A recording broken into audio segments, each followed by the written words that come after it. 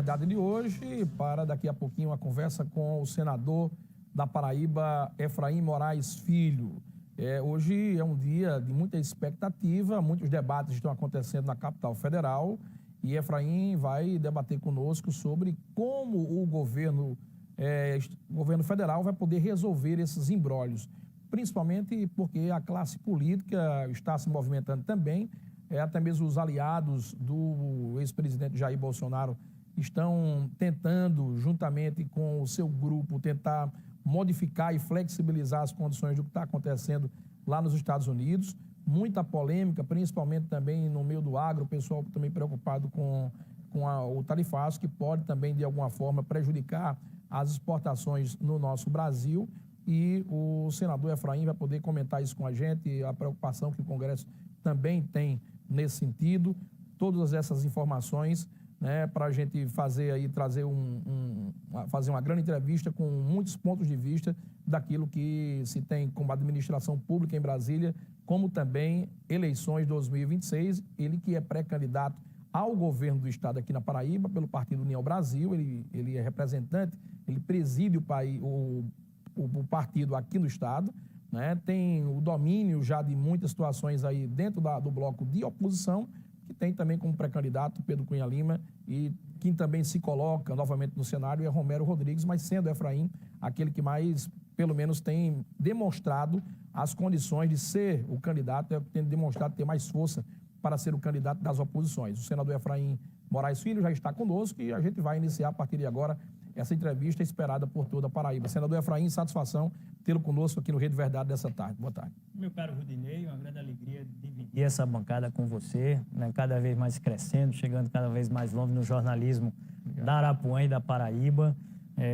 Para a gente é uma grande alegria poder estar tratando dos temas que interessam ao Brasil e a nossa Paraíba, de agendas intensas, A pauta não para, tanto nacional quanto aqui na Paraíba, de tédio não se morre, todo dia tem confusão para a gente administrar e fica à sua inteira disposição para a gente comentar os assuntos mais palpitantes. Tenho acompanhado o seu movimento em Brasília, o senhor tem presidido comissões importantes, também grandes debates que têm acontecido em Brasília. Eu queria que o senhor pudesse falar sobre as comissões que o senhor tem assumido nos últimos tempos, que são extremamente importantes, não só para os reflexos do nosso Estado, mas para o Brasil por inteiro, e principalmente esse debate que está, nos últimos dias, incomodando muito, tanto a oposição quanto a situação no Brasil, que é a questão do tarifaço, que é implementado pelo governo americano aqui no nosso país. Vamos lá, começar então pelas comissões de forma rápida, até porque uma coisa dialoga com a outra, Rudinei. Eu presido a CMO, que é a Comissão Mista de Orçamento, e que é a comissão mais cobiçada do Congresso Nacional, porque é uma comissão mista, Eu presido nela deputados e senadores. E ela dialoga com a elaboração do orçamento 2026, o orçamento do ano que vem. E é claro que pesa sobre isso os impostos que nós temos sido contra, por exemplo, a questão do IOF. Votei contra o aumento de imposto. O STF derrubou a adesão do Congresso, o que é um absurdo. Depois a gente pode voltar a esse tema. Mas se voltar para o Congresso Nacional, vou votar contra de novo, porque aumento de imposto não é solução para nada nesse Brasil, principalmente para quem produz. Então, a CMO, ela trata desse tema da responsabilidade fiscal, do equilíbrio fiscal. Agora, não pode ser só pelo lado da receita, aumentando imposto, aumentando a alíquota para arrecadar e arrecadar.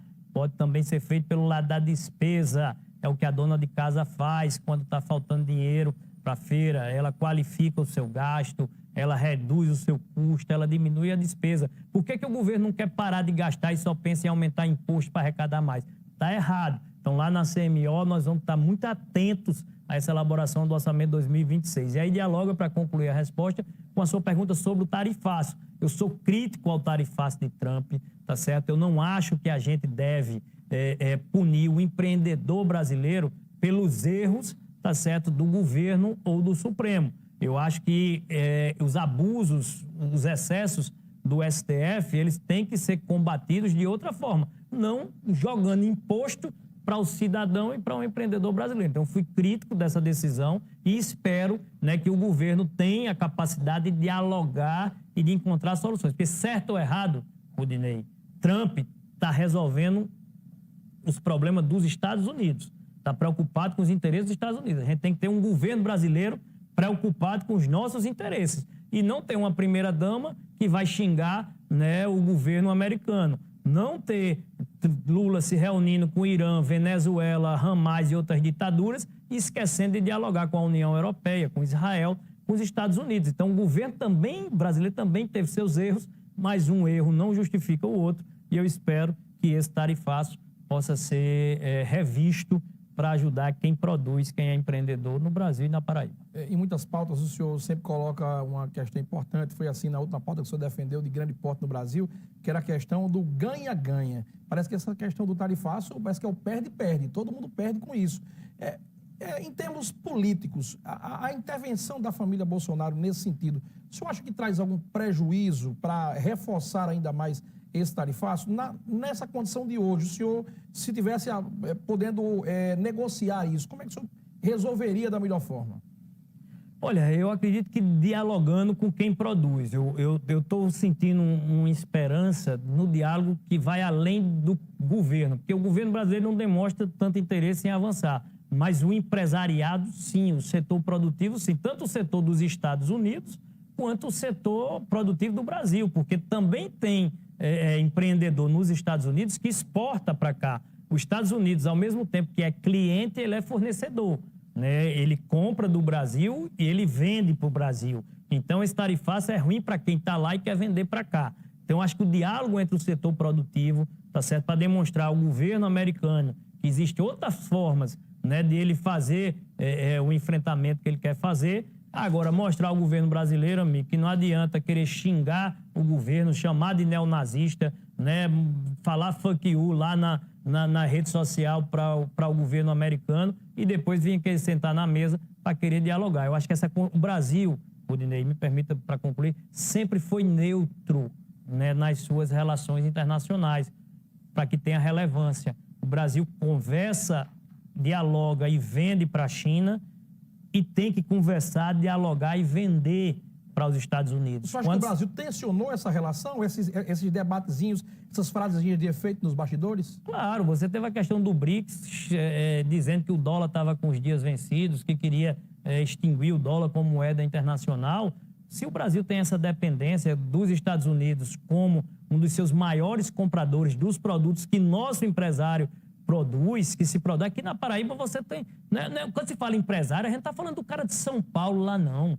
A gente está falando aqui da Doce Mel, tá certo? Do hortifruta aqui, lá em Mamanguape, aqui na zona da mata, que produz fruta, que produz verdura e que vende para os Estados Unidos. Isso gera emprego aqui na Paraíba. Então, para que comprar essa briga com quem compra da gente? Né? Fica até uma frase de efeito, comprar uma briga para quem compra da gente. Não dá, eu acho que o Brasil tem que ser neutro, não dá para colocar as relações ideológicas à frente das relações comerciais. Relação de Brasil com China e relação de Brasil com os Estados Unidos tem que ser comercial, não tem que estar opinando sobre quem é mais forte, quem é melhor, o que é pior. Seria assim que, se eu fosse presidente do Brasil, conduziria a política internacional do Brasil. Senador, trazendo o debate mais para perto da gente, como é que o senhor tem visto nos últimos dias essa disputa política? Eu queria que o senhor pudesse falar sobre como é que está a condição de Efraim para candidato ao governo do Estado. Tenho visto o senhor correr o Estado inteiro, tenho acompanhado suas redes sociais, visto o senhor pontualmente indo em importantes cidades do Estado e recebendo aí até mesmo o apoio, parceria e anúncio de apoios por diversos prefeitos e políticos do nosso Estado da Paraíba. E, ao mesmo tempo, o senhor tem jogado, né, mostrando do outro lado que existe uma desunião na situação. A questão hoje também falada por Cícero Lucena, o governador João Azevedo. Como é que o senhor tem mapeado esse cenário andando por todo o Estado, nessa questão que o senhor tem feito aí, andado pelas... Tem um pé na estrada. Pé na estrada que o senhor tem levado por aí. Pé na estrada nas redes sociais, você deve ter visto que, além do apoio dos prefeitos e das lideranças, até de cantor eu estive recebendo apoio, né? O Xan da Avião, o pessoal do forró que convive com a gente, que gosta do nosso estilo, né? E o nome da gente está na boca do povo. É isso que eu quero demonstrar com essa realidade. A Paraíba está cansada desses 16 anos de PSB. Já deu, né? 8 anos de Ricardo Coutinho, com 8 anos de João Azevedo, tá bom. É hora de pensar diferente, é hora de oxigenar as ideias, é hora de ter mais potencial para uma Paraíba que pode voar mais alto, né? João Azevedo é alguém que se tem tarifaço do Trump, tem tarifaço de João Azevedo também aqui. A Paraíba é quem mais traz o peso do ICMS para a cesta básica. E a cesta básica é que está lá na mesa, tá certo, do cidadão paraibano, na mesa da família paraibana. É muito fácil o João Azevedo arrotar que a Paraíba está com os cofres cheios, quando isso é o custo do suor do empreendedor paraibano. É difícil, o cara que tem a lojinha de celular dele ali, lá na Josefa Taveira, em Mangabeira, sofrendo a rosto da Receita para pagar cada vez mais imposto. Então, eu acho que tem que ser revista essa política. Taxação do sol. A Paraíba taxa o sol. Quando você olha para Rio Grande do Norte e Pernambuco, não tem essa taxação do sol. Que quando eu passo ali em Santa Luzia, quem vai para o interior de carro, eu me emociono, não sei com vocês, mas eu me arrepio, porque eu gosto de ver a Paraíba crescendo, eu sou apaixonado por esse estado. As energias renováveis, a eólica, a solar, elas trouxeram emprego e renda, tá certo? Numa área que era muito improdutiva. Por exemplo, numa Serra de Santa Luzia, tá lá. Hoje mudou o cenário, né? Gera emprego, gera renda, gera oportunidade. Aonde não tem água, o sol e o vento é que estão gerando a produção de riqueza nesse estado. Então, são essas ideias que eu quero levar para frente e dar oportunidade, Rudinei. Você vê os precarizados aqui na Paraíba, né? Tem gente que é formada em direito, mas está fazendo Uber para poder complementar a renda porque não tem direito a um emprego, né? Gente de outras profissões que, quando no tempo livre, em vez de estar com a família, tem que estar completando a renda. Eu acho que é essa realidade que tem que ser pensada para dar oportunidade a quem precisa. Numa expectativa de um governo da Paraíba a partir de 2027, governado por Efraim, como é que o senhor vai tratar com o empresariado essa questão da taxação do solo? Não, eu vou dar potencial para investir na Paraíba, porque eu quero menos imposto, eu quero mais dinheiro circulando, eu quero mais emprego gerado, sabe? É reduzir custo, diminuir imposto para quem vai investir ou no Ceará, ou no Piauí, ou no Maranhão, vem investir aqui na Paraíba. Eu acho que é assim que a gente cresce. Eu não estou preocupado com o dinheiro no caixa do governo, eu estou preocupado com o dinheiro no bolso das pessoas. É isso que faz a diferença. E essa é a minha concepção de vida. E aí quem pensa ao contrário, como o governo da Paraíba, que acha que governo sabe gastar melhor o dinheiro do que as próprias pessoas, então ele cobra imposto porque acha que vai saber gastar aquele dinheiro que você está pagando de imposto melhor do que você mesmo. Não é assim que a vida real acontece. Então eu prefiro deixar o dinheiro no bolso do cidadão gerando emprego do que encher os cofres do governo achando que eu sei gastar melhor do que o cidadão. O senhor tem sido considerado um dos maiores articuladores da política estadual nos últimos tempos. Parece que isso veio de genética, Efraim Moraes já era considerado assim. Efraim Filho se notabilizou ainda mais em 2022 com esse tipo de arquitetura política. Para 2026, como é o cenário que o senhor se apresenta como pré-candidato da oposição e o senhor tem em vista um grupo de situação que tem aí o governador João Azevedo indo, teoricamente, para uma candidatura ao Senado. Temos também aí nomes que disputam uma vaga só. Cícero Lucena, Lucas Ribeiro e Adriano Galdino. Como é que o senhor vê esse resultado podendo enfrentar um dos três nas urnas em 2026? Rudinei, e aí você me dá uma oportunidade extraordinária de que é preciso fazer a leitura do que aconteceu de janeiro para cá. A gente iniciou o ano, e aqui nessa mesma bancada, aqui ou lá, nos 60 Minutos com você, lá na nossa querida Rádio Arapuã, né, que quantas vezes eu estive lá, a gente falava, vai ter briga, vai ter confusão, a gente está vendo a leitura dos sinais. E vários vieram dizer, não, isso é invenção de Efraim, está todo mundo unido.